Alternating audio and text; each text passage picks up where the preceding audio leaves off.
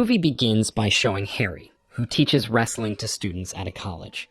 Before becoming a wrestling coach, Harry used to be in the American military. To keep busy, he decides to offer wrestling training for students. One evening, when Harry gets home, he gets a sudden call from Detective Jones, informing him that Harry's teenage daughter, Jane, is in the hospital in a coma. She was attacked by her boyfriend. Harry feels very sad and shocked to hear this news. He can't believe that his daughter has become a victim of violence. Without wasting time, Harry rushes to the hospital to see Jane, who is now unconscious. He sits by her bedside, continuously staring at her as her condition worsens. Moments later, Jones approaches Harry to inform him that Jane's boyfriend has been arrested and confessed to all his actions against her. From the interrogation, Jane's boyfriend admits that he initially tried to be intimate with her, but when she refused, he became angry and assaulted her, unaware that this would lead Jane to be hospitalized in a coma. After hearing the results of the investigation, Harry asks Jones to ensure that Jane's boyfriend is punished to the fullest extent. If the police cannot do so, then Harry will take it upon himself to punish the man in his own way. Shortly after Jones leaves, Jane's condition starts to get worse. The doctors and nurses quickly give her emergency treatment to try to save her life. Meanwhile, Harry can only watch in silence as everything unfolds. Sadly, Jane eventually takes her last breath, leaving Harry heartbroken. A few days later, Harry is seen at the trial for Jane's death. After a long trial, Jane's attacker is finally sentenced to life in prison. This brings Harry some comfort because it's what he wanted, even though it won't bring Jane back. After the trial, Harry tries to go on with his life, but he still can't let go of his daughter's death. He often looks at pictures of Jane and spends his evenings drinking. Once, Jones calls to ask how he's doing, but Harry doesn't want to worry him, so he says he's fine and thanks him for helping with Jane's case. Before hanging up, Jones tells Harry to call if he needs anything. The next evening, Harry tried to distract himself from his sadness by going to the movies. But his enjoyment was interrupted by a young man who was bothering his female friend. Harry got annoyed and scolded the young man, even throwing popcorn at him. After the movie, the young man confronted Harry outside. Harry calmly told him to go elsewhere if he wanted to flirt with his female friend. This angered the young man, who pulled out a knife, but Harry, being a former military member and wrestling coach, easily subdued him. The next day, Harry went back to coaching wrestling.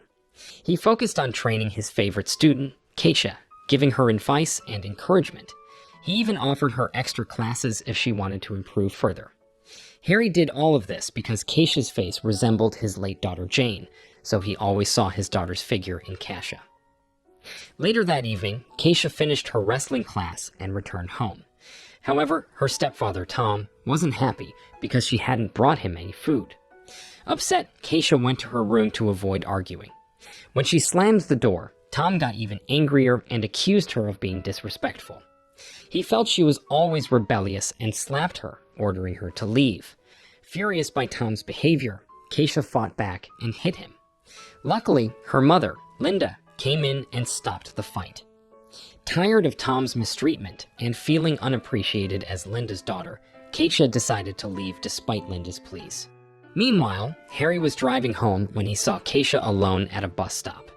He stopped and invited her to talk in his car. He took her to a restaurant where she revealed that her stepfather always scolded and treated her roughly. That's why she chose to leave home after Tom kicked her out. Upon hearing this, Harry advised her to go home because Linda would be worried about her. Harry also promised that he would talk to Tom. At that moment, Harry admitted to doing all this because he considered Keisha as his own daughter, and he wouldn't let himself lose someone he cared for a second time. After hearing Harry's advice, Keisha finally agreed to follow his suggestion, so he immediately escorted her back home. The next day, Harry continued his wrestling coaching duties. After the class, he went to Keisha's house to confront Tom. When he got there, he gave Keisha some money to buy food and stayed to talk to Tom about his mistreatment of Keisha. At that moment, Harry asked Tom to treat Keisha better because it was affecting her mental health. He warned Tom that if he didn't stop, he would report him to the police for child abuse. But Tom seemed unfazed, telling Harry not to meddle in other people's matters. This made Harry angrier, and he twisted Tom's arm. Just then, Keisha returned with the food, and Harry asked her to give it to Tom, who was in pain. Seeing Harry stand up for her, Keisha felt relieved and threw the food at Tom's injured arm. 2 days later, while coaching wrestling, Harry felt happy to see Keisha cheerful again after he stood up to Tom. Additionally, Tom also aware of Harry's potential confrontation, so he decided to stop mistreating Keisha.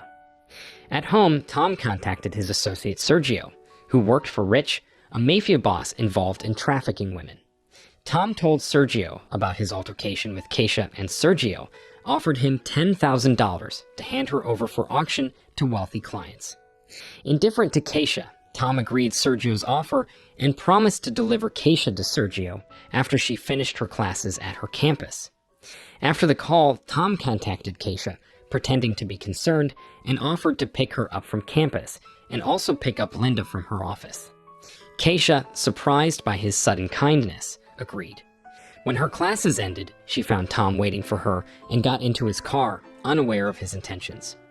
The following evening, Harry suddenly received a phone call from Jones informing him that the police had just received a report from a mother about her daughter's disappearance. Jones explained that the reporter was Linda, who was searching for her daughter, Keisha. After learning that Keisha was missing, Harry rushed to the campus to check the surveillance cameras. Upon arriving at the campus, Harry asked a guard to show him the footage from the cameras outside the campus from the previous day. He saw Keisha being picked up by Tom before she disappeared.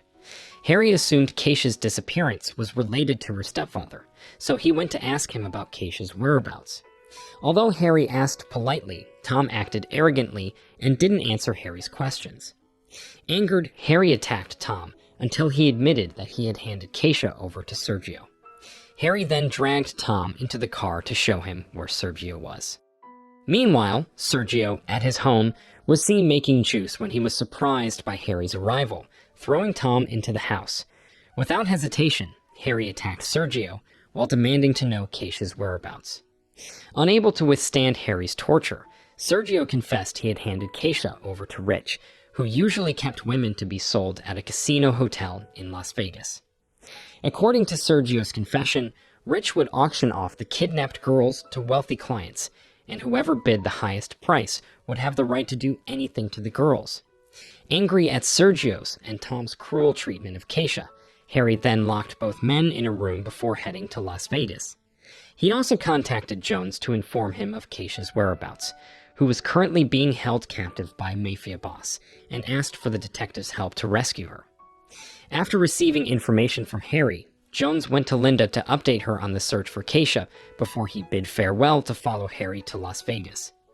Upon learning this, Linda insisted the detective accompany her, and Jones reluctantly allowed her to go with him. Returning to Harry, who had just arrived at the casino hotel, he pretended to be a participant in the auction, and was directed to meet the hotel manager named Dale.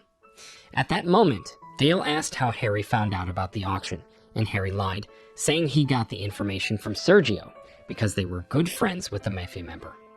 Feeling that Harry posed no threat, Dale gave him a room key and informed him of the auction schedule, which would be held virtually at 11 p.m. When in his room, Harry contacted Jones, who had arrived at the Las Vegas police station. During the call, Harry requested that Jones and other police units not come to the casino hotel because he hadn't found Keisha, who was being held captive.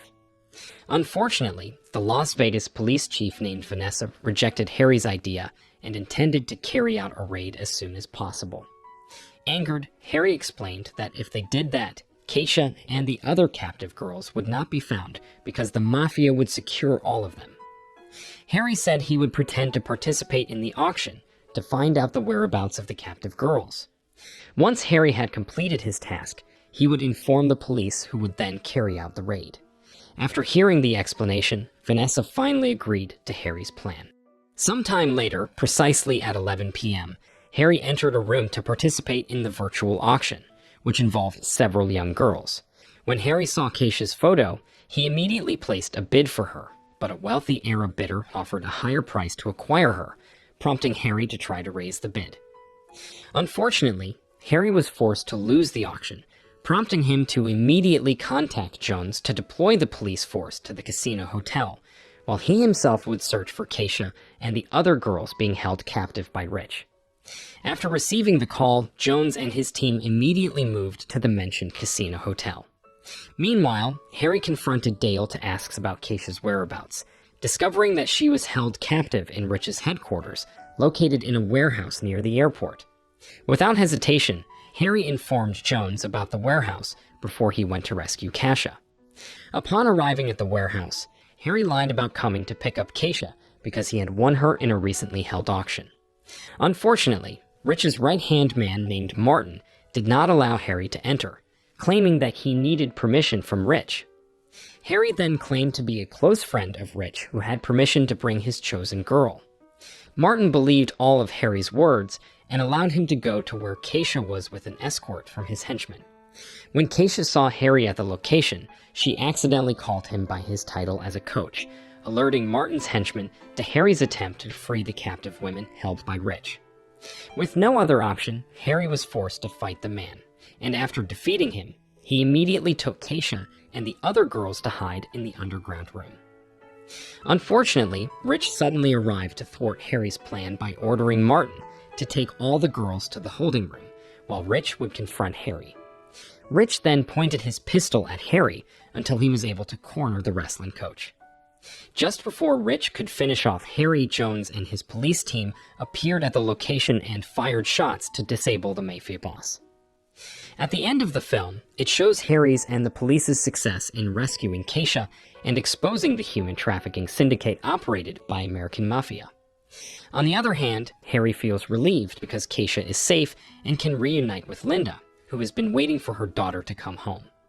Moral lesson from the story: if you throw popcorn at someone annoying in a movie theater, make sure they don't have a knife to slash the popcorn, or you might end up in a situation more dramatic than the movie you were watching.